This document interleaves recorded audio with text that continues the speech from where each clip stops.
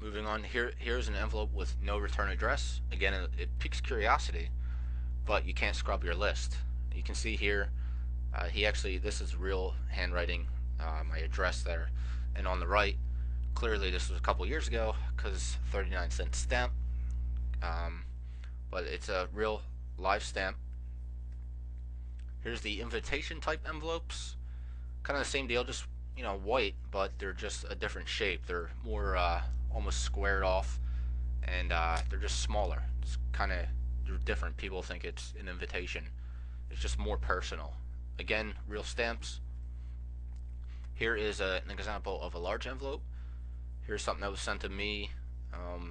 This envelope's pretty big. It's catalog size. Handwriting font on there. You can see, well, the bottom part. Actually, go back. There's real stamps. Top right, you can see there's real stamps used. Here is teaser copy that I referenced earlier. This is a handwriting font. It's not real, but it is a font. It looks pretty decent. You can see there's just copy just plastered on the front side here, and here's the back. It's definitely going to get attention whether or not it gets someone to open it, because clearly they're selling, trying to sell you something here, or well, it's saying free, but and I know there's going to be money somewhere. So it definitely gets attention. Here is a colored envelope. This was another friend of mine who gave this to me actually when I met him in one of the meetings we had in person. That's why it's the return to sender one here. But the font here is actually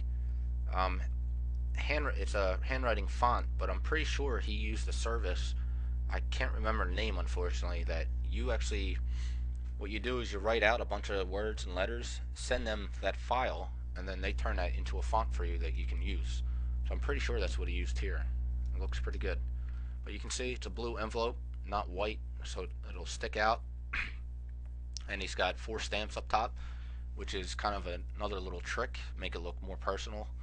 Because what company is going to take the time to use 4 stamps instead of 1?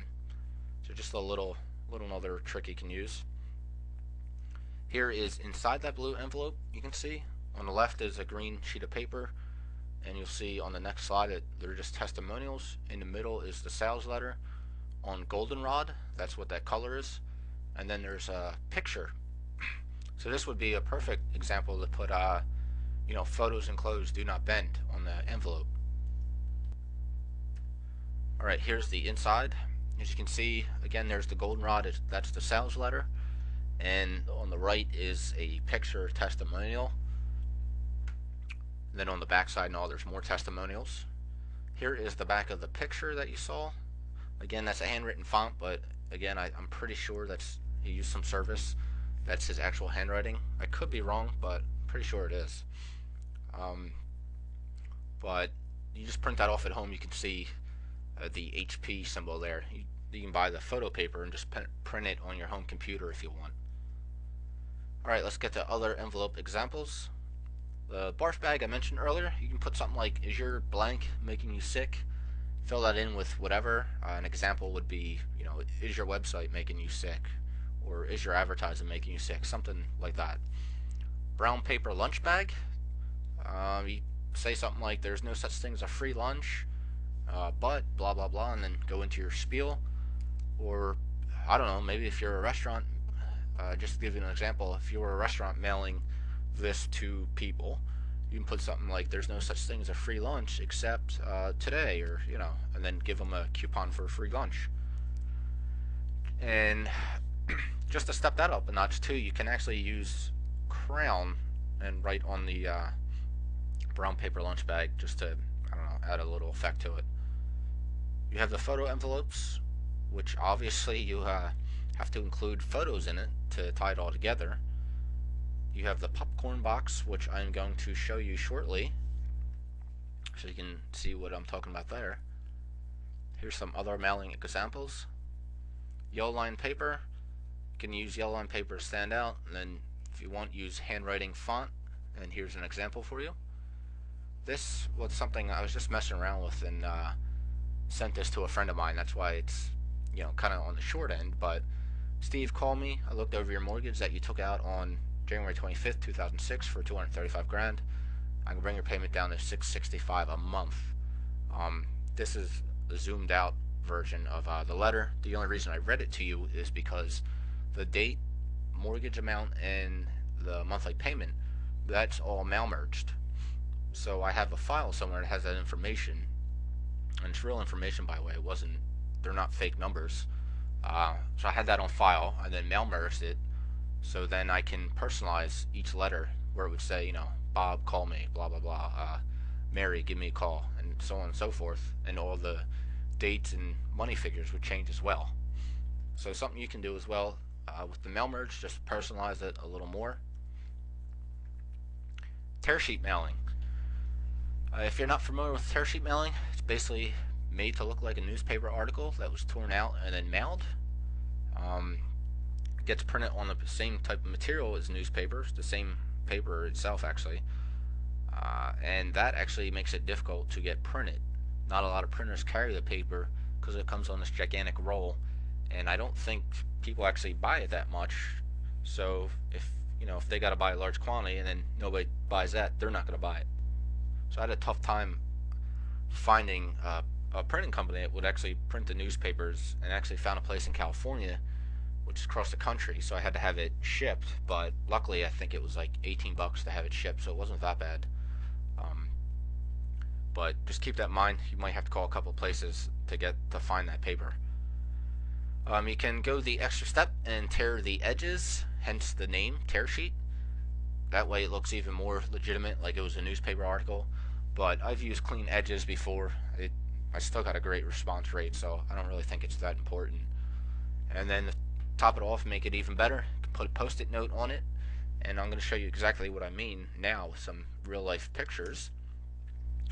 Here is a tear sheet mailing that this was, in a past life I was a mortgage broker and would send this. As you can see, no return address, real stamps, and then handwritten on the front the name and address. And then that post-it note there, you see, that's actual handwriting as well. And it would say the name up top, it would say like, Bob, try this, it works, I got 2 months no bills. And then you see it's signed by J.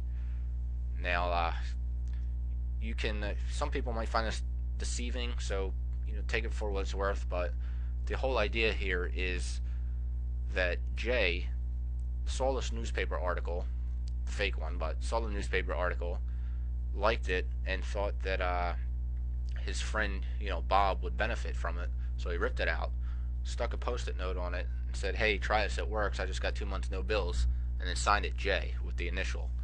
And then Bob's thinking, what friend of mine is Jay? And he's thinking it's just one of his buddies that sent it over to him. Little does he know it was some marketer that sent it.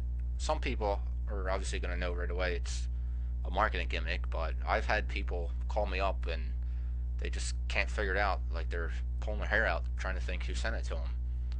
But again, if you think it's deceiving, you don't want to do it, then don't, but I'm just throwing it out there in case you do. Alright, here's that tear sheet mailing opened up, and just so you know, this article, that main section in the middle there, that's something that you come up with, an article, and then you just put it into a format so it looks like a newspaper, with the 3 columns and certain fonts, things like that. On the right there, you can see that picture of the girl, and then looks like an ad, lose weight fast, new diet pill, blah blah blah. That's just filler. It's complete BS. Just text you throw together and put on there. It looks like it's cut off. That's where the person tore it, and it's just fake. That's all it is. Everything that how to prevent identity theft on the bottom, that's fake. Again, the only real thing is the center part there. The girl is actually funny.